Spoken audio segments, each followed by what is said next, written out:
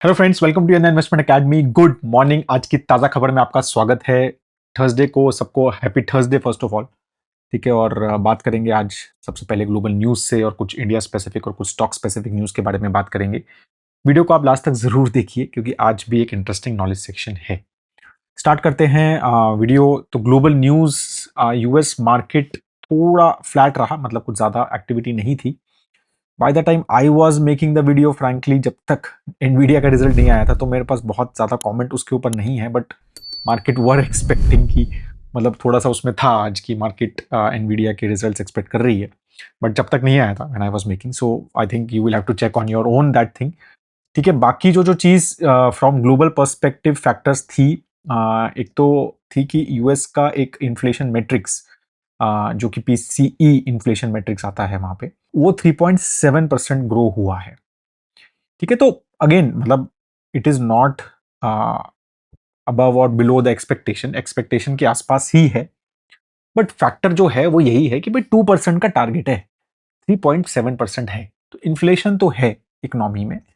And उसके चक्कर में अब इंटरेस्ट रेट बढ़ाने हैं या सेम रखने हैं, वो एक फैक्टर्स जो है डेफिनेटली बहुत डिस्कस हो रहे हैं, राइट। और ये हमने मीटिंग नोट्स में भी देखे लास्ट वीक, यूएस फेड के जो लास्ट मीटिंग हुई थी उसके, कि बहुत सारे जो अभी चेयरमैन, मतलब वहाँ पे जो डायरेक्टर्स हैं, दे आर थिंकिंग कि इंटरेस्ट रेट्स बढ़ने चाहिए अगर हमें 2% का टारगेट अचीव करना है, मतलब if they are serious about it. But अभी तक तो मतलब आई थिंक ऑफ कोर्स एक ये भी एक फैक्टर है कि भाई क्रूड ऑयल प्राइसेस ज़्यादा हैं तो शायद वो थोड़े सेटल डाउन हो जाएं, वॉर वगैरह खत्म हो जाए, या एटलीस्ट थोड़ा सीज फायर वगैरह कुछ अनाउंस हो जाए, तो वो भी आई एम श्योर लाइक दो पॉलिसी मेकर्स आर थिंकिंग कि ऐसा ना हो कि हम इंटरेस्ट रेट बढ़ा दें, और तो वो सब दिमाग में भी शायद चलता है, बिकॉज देखो ऑयल है एक फैक्टर इन सब चीज़ों में। तो बेसिकली क्या हुआ कि अगर आप एनर्जी और फूड को हटा दो, इस जो नंबर आया, तो फिर भी 3.3% का इन्फ्लेशन है यूएस में, तो which is again decently high, right. तो वो चीज एक factor definitely, as I said, वो बहुत डिस्कस हो रहा है वहां पे। ठीक है, बाकी क्रूड ऑयल की बात करें अगर, ओवरऑल तो थोड़ा कम था ही कल, जैसे वापस ईरान और ओमान इज टॉकिंग, राइट। तो उसमें है कि दे हैव, मतलब तब आ रहा है कि ईरान बोल रहा है कि हमने डील रीच कर ली है ओमान के साथ रेवेन्यू शेयरिंग का और हॉर्मूज के ऊपर। तो थोड़ा ब्रेंट 94 95 चला गया था, तो अब 87.5 is what I am saying the number. तो थोड़ा सा कूल डाउन तो हुआ है, बट अगेन मतलब मुझे लगता है कि there is no major update at least from US side. Status quo ही है, और ये डील जो ओमान और ईरान में है, अब ये कितनी फ्रूटफुल है, कितनी इंपॉर्टेंट है, ये आई थिंक हमें टाइम ही बताएगा थोड़ा। ठीक है, तो वो एक फैक्टर्स डेफिनेटली यहाँ पर प्ले आउट हो रहे हैं। बाकी यूएस की जीडीपी नंबर्स भी आए तो 1.5% ही आए वैसे तो कहने को Q2, but I think majorly वो थोड़े इंपोर्ट्स इंक्रीज जो हुए हैं उसके चक्कर में कम आए हैं। That's what the expectation is, जो मतलब मैंने जो पढ़ा। और इंपोर्ट इंक्रीज क्यों हुए हैं? Majorly semiconductor import, artificial intelligence related जो प्रोडक्ट्स हैं, कंप्यूटर चिप्स एंड ऑल, वो इंपोर्ट इंक्रीज हुए हैं, उसमें अराउंड 12% का इंक्रीज है। और इसके चक्कर में ओवरऑल जीडीपी कम दिख रहा है, लेकिन अगर हम कंज्यूमर स्पेंडिंग के हिसाब से देखें तो अच्छा खासा नंबर आया 3.4% का, विच इज मतलब a very very good indicator कि इकोनॉमी तो अच्छा कर रही है, यूएस की इकोनॉमी भी अच्छा कर रही है, यूएस की स्टॉक मार्केट भी अच्छा कर रही है। They are actually in a good time. अगर हम एक बिल्कुल अनबायस्ड व्यू में देखें यूएस मार्केट, देखो वैल्यूएशंस वगैरह के ऊपर बहुत डिस्कशन हो सकता है यूएस के, इसमें कोई मतलब डिस्कशन का पॉइंट ही नहीं है। हमारा भी ग्लोबल इन्वेस्टिंग इकोनॉमिक टाइम्स के साथ सेशन भी हुआ था, इस सैटरडे को भी है, नेक्स्ट सैटरडे को भी है, राइट। तो इसमें काफी सारे डिस्कशन हो रहे हैं, बट कि देखो बहुत सारे फैक्टर्स हैं, बहुत सारे अलग अलग आप बेंचमार्क से देख सकते हैं। कोई कह रहा है ओवर वैल्यूड है, कोई कह रहा है कुछ पार्ट अंडर वैल्यूड है, कोई कह रहा है डिसेंटली वैल्यूड है, अर्निंग ग्रोथ है, तो उसके ऊपर बहुत सारे डिस्कशन हैं। बट द थिंग इज कि अगर हम इकोनॉमी वाइज देखें, जिस तरह का केपेक्स हो रहा है, जिस तरह की इकोनॉमी ग्रोथ हो रही है, तो इकोनॉमी में सीरियस एक्टिविटी है, राइट, इन यूएस एटलीस्ट। मतलब जीडीपी वाइज भी, कंज्यूमर स्पेंडिंग वाइज भी, एंड मार्केट वाइज भी, एंड इवन अर्निंग वाइज भी, तो there is decent positivity from that perspective, ये तो माननी पड़ेगी बात। ठीक है, बाकी तो मिस्टर ट्रम्प का चलता ही रहता है। तो अभी ऑन्टारियो लेक है वहां पे एक, right.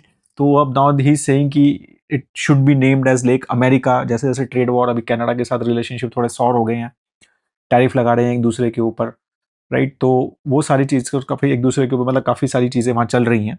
And it was one of the, I think one of the very very good close relationship रहे हैं यूएस और कनाडा के बीच में। But I think it has gone sour. तो ये सारी चीज़ें भी हमें जियोपॉलिटिक्स पर्सपेक्टिव से देखनी है, ये सारी कॉम्प्लिकेशंस भी वहाँ पर चल रही हैं। ठीक है, फ्रॉम इंडिया पर्सपेक्टिव अगर हम कुछ न्यूज़ के बारे में बात करें तो नेगेटिव मेजर न्यूज़ इंडिया में अभी भी रेनफॉल ड्रिवन है। ठीक है, हम महाराष्ट्र में हैं तो यहाँ पर तो बारिश ठीक-ठाक हुई। तो कभी-कभी क्या होता है ना, मुंबई वगैरह थोड़ा-सा मीडिया ज़्यादा है, राइट, मुंबई, दिल्ली में, और जब वहाँ डिसेंट बारिश हो जाती है तो फिर लगता है कि सब जगह अच्छी हो रही है। लेकिन अगर एक्चुअल नंबर देखा जाए तो करंटली मॉनसून 13% बिलो नॉर्मल चल रहा है, 13% बिलो नॉर्मल। तो इट्स अ सीरियस, मतलब एल नीनो इफेक्ट है। बट यही है कि जब अब जहाँ पे बारिश हो रही है वहां पर मीडिया है तो वो ज़्यादा पता नहीं रहा है आपको। तो 14 स्टेट्स में करंटली इंडिया में डेफिसिट है मॉनसून का। ठीक है, 14 स्टेट्स में। ठीक है, और डिसेंट 38 ऐसे डिस्ट्रिक्ट्स हैं जिसमें लार्ज डेफिशिएंट है। ठीक है, और वो मेजरली जो सबसे ज़्यादा डेफिशिएंसी है डिस्ट्रिक्ट्स में, ओके, नंबर ऑफ डिस्ट्रिक्ट भी ज़्यादा हैं, बट बिहार, यूपी, आंध्रा, इन तीन में काफ़ी ज़्यादा इम्पैक्ट है ओवरऑल लेस रेनफॉल का। और कई जगह बहुत ज़्यादा हो रही है। कल हमने नेपाल में भी देखा तो वेरी वेरी, मतलब unfortunate floods have happened there. ठीक है, तो एक जगह ऐसा भी हो रहा है और एक जगह ऐसा है, तो मतलब it may impact inflation in India, it may impact, जैसे शुगर प्राइसेस का थोड़ा सा हम देख रहे हैं, तो ये फूड इन्फ्लेशन वगैरह पे इम्पैक्ट कर सकता है। ठीक है, इन आने वाले समय में। ठीक है, तो और स्पेशली मतलब विद सिटी, मतलब states like UP and Punjab भी काफ़ी सारी, मतलब डिसेंट अमाउंट ऑफ डेफिशिएंसी है। तो वहां पर ये सब फैक्टर्स प्ले आउट होंगे मुझे लगता है। ठीक है, तो that is also we need to look at from the inflation perspective. ये नेगेटिव है डेफिनेटली इकोनॉमी के लिए इन अ मीडियम टर्म और शॉर्ट टर्म। ठीक है, दूसरा क्या है कि रिफाइनरी, जैसे जैसे अब इंडियन रिफाइनर्स हैं जो, या इंडिया में जो इंपोर्ट कर रहा है क्रूड ऑयल, वो थोड़ा थोड़ा अब फिर से हम डाइवर्सिफाई करने की कोशिश कर रहे हैं, क्योंकि रशियन फ्लोज इम्पैक्ट हो रहे हैं, जैसे जैसे यूक्रेनियन अटैक्स रशिया पे आ रहे हैं। और चाइना भी इट सीम्स कि रशिया का ऑयल काफी ज्यादा इंपोर्ट कर रहा है, तो फिर से China is back in the market and import has increase from Russia. तो इस बार जो नंबर आया, अगस्त अभी तो कंप्लीट नहीं हुआ है, राइट, तो इस बार अभी तक मतलब एक्सपेक्टेड है कि 2 मिलियन बैरल्स, मतलब ओवरऑल इज एक्सपेक्टेड कि 2 मिलियन बैरल से कम हमारा एवरेज पर डे रहेगा, राइट, फ्रॉम या 2 मिलियन के आसपास रहेगा from Russia, which was almost 2.6 2.7 I think last month. ठीक है, तो डिसेंट अमाउंट ऑफ फॉल है, मतलब हमारा इंपोर्ट फ्रॉम रशिया इस बार, at least from last month onwards. Obviously last 2 महीने से ज्यादा था because of Iran, Ukraine, sorry, Iran and US and all Hormuz बंद होने के चक्कर में, तो रशिया से हमने बहुत ज्यादा ऑयल लिया था। ठीक है, तो ये अभी भी मतलब जनवरी के नंबर से ज्यादा है, जनवरी फरवरी के नंबर से। ठीक है, जब काफी ज्यादा प्रेशर यूएस ने डाला था इंडिया पे दिसंबर जनवरी फरवरी के, उससे ज्यादा है, बट मतलब मई जून के नंबर से कम है।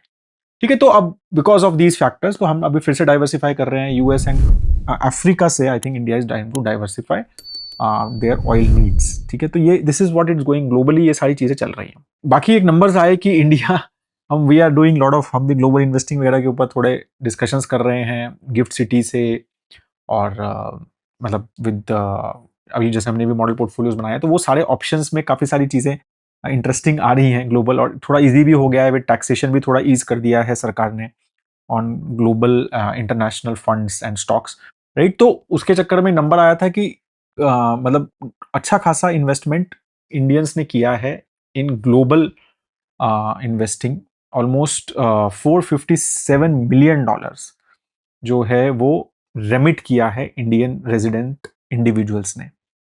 ठीक है, जून में $457 मिलियन, राइट। तो सीरियस अमाउंट ऑफ मनी जो है वो बेसिकली, मतलब ऑलमोस्ट आप मान के चलो 4,200 300 करोड़ रुपीज का इन्वेस्टमेंट जो है जून में इंडिया ने, मतलब इन्वेस्टमेंट बेसिकली के पर्पज से रेमिट किया है। ठीक है, which is a serious amount of money. ठीक है, तो ये चीजें हैं, राइट, कि because of with these options and recency bias of excellent performances by US, countries like Taiwan and Korea and all, right. तो वो एक रिसेंसी बायस के चक्कर में lot of investment is happening, right. तो ये टिपिकल है, मतलब अभी एक्चुअल में देखो इन्वेस्टमेंट डाइवर्सिफिकेशन पर्सपेक्टिव से, एसेट एलोकेशन के वजह से करना चाहिए, बट बहुत ज्यादा मत करो। यही चीज हमने जनवरी फरवरी में गोल्ड ईटीएफ बाय किए थे, राइट। और इसीलिए करिए, प्लान कीजिए, एसेट एलोकेशन फाइनेंशियल प्लान के हिसाब से थोड़ा बहुत कीजिए, बट अगेन रिसेंसी बायस वो सब चीजें ये टिपिकल हमारी वो हैं, राइट। ठीक है, तो तो ये चीजें बट हो रही हैं, right? So this is what it is, end of course gift city is also helping a lot, right? तो गिफ्ट सिटी में भी अब ऑप्शंस काफी सारे, एचडीएफसी ने भी ऑप्शन लॉन्च कर दिए हैं, डीएसपी तो है ही, पराग पारिक है, right? So all these options are also getting created overall. बाकी कुछ स्टॉक स्पेसिफिक न्यूज में एलएनटी की चल रहा था, मैं डिस्कशन देख रहा था, मतलब उनके नए नए ऑर्डर्स आ रहे हैं, ऑलमोस्ट 13 ऑर्डर्स आए हैं जुलाई से, राइट? और बड़े मतलब ऑर्डर्स उनके पास, और कंसिस्टेंटली मतलब कुछ ना कुछ डेली एक दो दिन में आ जाता है कोई एलएनटी का बड़ा order, right? Which is very good.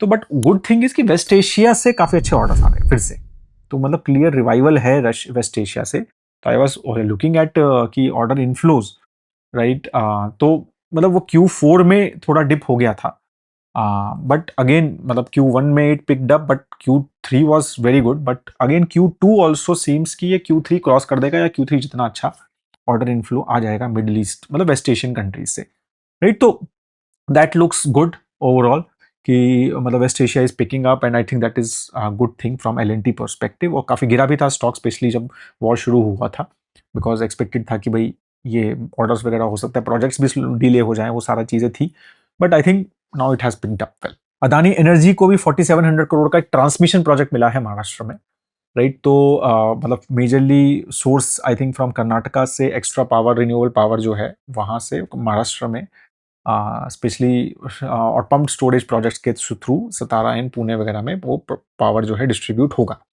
ठीक है? That is the plan. तो उसमें ऑलमोस्ट 562 सर्किट किलोमीटर का एक कॉन्सेप्ट होता है इन ट्रांसमिशन, वो ऐड जो है वो उनकी ट्रांसमिशन लाइंस में अदानी एनर्जी करने वाला है।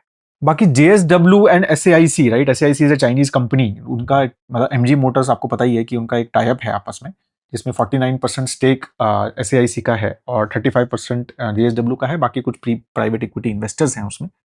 And MG is doing well in India, specially in hybrid and sorry specially in EVs. तो अब वो बेसिकली प्लग इन हाइब्रिड भी लॉन्च करना चाहते हैं, बट प्लग इन हाइब्रिड को वो इंसेंटिव नहीं देती सरकार जितनी जैसा ईवी को देती है। प्लग इन हाइब्रिड पे अभी भी जो जीएसटी वगैरह है वो नॉर्मल पेट्रोल कार की तरह है। प्लग इन हाइब्रिड्स क्या होते हैं पता है ना आपको? प्लग इन हाइब्रिड्स होते हैं कि भाई उसमें बैटरी भी होती है, पेट्रोल भी होता है, मतलब हाइब्रिड होता है वो नॉर्मल, जैसे बाकी हाइब्रिड्स आते हैं स्ट्रॉन्ग हाइब्रिड टाइप्स। बट उसमें क्या है ना, बैटरी, अभी नॉर्मल हाइब्रिड्स में बैटरी कैसे चार्ज होती है? बैटरी होती है पेट्रोल इंजन से चार्ज, मतलब पेट्रोल इंजन चलता रहता है, साथ में बैटरी चार्ज करता रहता है।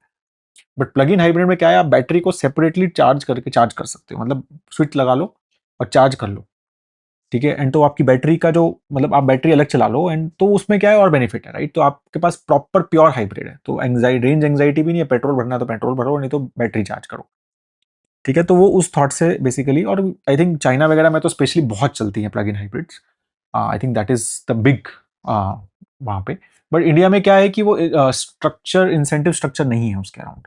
तो I think that is what JSW is trying, and they are planning to launch 2 plug in hybrids in India, Windsor और हेक्टर, right? And तो बाकी भी they are planning to invest lot of money. They have invested almost 3500 crore rupees currently, right? And और मतलब उनका है plan कि they will invest even more overall in India, और काफी ज्यादा लोकलाइजेशन, they are saying कि 70% लोकलाइजेशन तक हम चले जाएंगे ओवरऑल फॉर आवर व्हीकल्स। तो that's a good thing overall. Bharat electronics का भी है 730 करोड़ का एक और ऑर्डर मिला है उनको consistently. Defence is a big thing, right? From मतलब basically communication equipment, radars, avionics, tank सब system, electrooptic, EVMs, jammers, batteries वगैरह के सरकार से उनको 730 करोड़ का एक नया ऑर्डर जो है कंपनी को मिला है, तो उसका भी आज इम्पैक्ट थोड़ा स्टॉक में हो सकता है। So that is all on the major news, right? अब हम बात करेंगे आज के नॉलेज सेक्शन की। समीर अरोड़ा जी जो Helios capital I think CEO हैं, राइट? तो I was reading one of the articles, तो काफी इंटरेस्टिंग एक समरी देख रहा था मैं उनकी।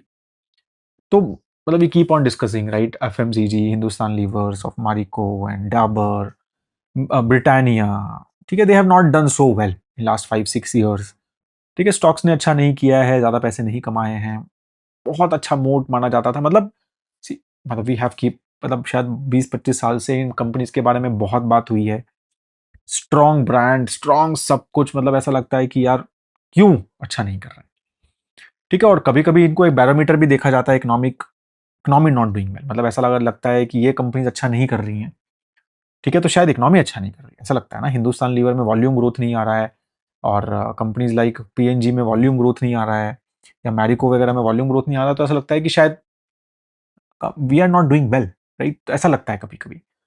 बट ये बहुत अच्छा आर्टिकल था कि क्यों वो 3 मोड्स थे और तीनों कैसे इनके थोड़े धाराशायी हुए हैं। तो इनके पास डिस्ट्रीब्यूशन मोड था, राइट, कि ये 6 मिलियन आउटलेट्स में जा सकते थे, मतलब हर जगह ब्रिटानिया का बिस्किट अवेलेबल है, राइट, आप गुड डे का बिस्किट या पार्ले, इवन पार्ले भी अगर हम बात करें हर जगह है। तो अब मतलब ये था कि भाई कोई कॉम्पिटिटर आएगा वो तो नहीं जा सकता, 6 मिलियन उनके लिए बहुत टफ है। फिर एडवर्टाइजमेंट स्केल था इनके पास, राइट, नेशनल टीवी पे मैचेस वगैरह के बीच में या फिर सीरियल्स के बीच में they can show big advertisement, उनके पास वो था। तो ये इनका था कि भाई हम तो नहीं हो सकता, वो कोई दूसरे के लिए तो बहुत महंगा पड़ता था।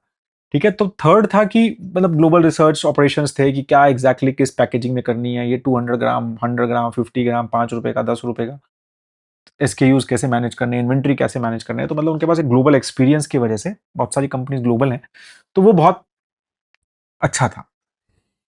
ठीक है, बट वो यही लिखा है कि ये तीनों मोड वीकन हो गए cost of reaching a customer collapsed, right. आज हमारे पास उस कस्टमर के पास पहुंचने के लिए ब्रांड्स की कॉस्ट बहुत सिग्निफिकेंटली कम हो गई है, राइट। तो उसको ना इतने बड़े स्टोर्स पे जाना है, ना उसको बड़ा कोई टीवी बजट लेना है, राइट। तो उसको हर हाउस होल्ड में नहीं बताना अपना, तो वो क्या है ना कि कुछ लोग को ही बताना है और उनके पास सामान पहुंच रहा है, और specially with market places like Blinkit, right, like Flipkart, amazon, right, और मतलब जो भी है, Swiggy, Instamart and all these things, right. तो क्या है कि दे हैव मेड श्योर कि यहाँ पर वो थोड़ी बहुत एडवर्टाइजमेंट कर करके, लिमिटेड एडवर्टाइजमेंट करके, डिजिटल एडवर्टाइजमेंट करके, ठीक है, they could reach the right audience, right, which have pockets to try new things, right, which have pockets to try their, what he's saying, protein coffee shampoo, onion shampoo, right, या protein coffee, sorry, right। तो I am sure protein coffee shampoo भी होगा। तो तो that is what it is talking about. और बहुत interesting number उन्होंने दिया कि उन्होंने कहा कि 39%, मतलब 2%, brands under 2% market share took 39% of incremental growth in 2024। जिनका 2% से कम मार्केट शेयर है, 39% उनका कैटेगरी का ग्रोथ उनके थ्रू आया है। ठीक, कैसे? Because of the moat has shifted from where, moat has shifted from these brands to the likes of Instamart and Blinkit and मतलब जो भी नए नए प्लेयर्स हैं, Amazon and Flipkart and all these things, right. तो वहां शिफ्ट हो गया है, उनके पास मोट हो गया है, या डीमार्ट जैसे प्लेयर्स भी, राइट। तो उनके पास मोट आ गया है कि भाई आप डिस्ट्रीब्यूशन, उनकी माइट है तो वो डिस्ट्रीब्यूट कर रहे हैं, राइट। और they are making sure which they want to, जिसको भी प्रमोट करना है, जिसमें मार्जिन जो भी है, मतलब उनका थॉट है वो उस हिसाब से वो कर रहे हैं। तो इंटरेस्टिंग था कि why lot of companies are not doing well और बहुत अच्छा वॉल्यूम ग्रोथ नहीं दिख रहा है। तो ये मेरे को बहुत अच्छा नंबर लगा कि राइट, कि कितना ज्यादा ग्रोथ, इंक्रीमेंटल कैटेगरी ग्रोथ जो है, हमें लग रहा है कि यार शायद India is not doing well, right, क्योंकि हिंदुस्तान लीवर के वॉल्यूम ग्रोथ नहीं हो रहे, but other companies are doing very well.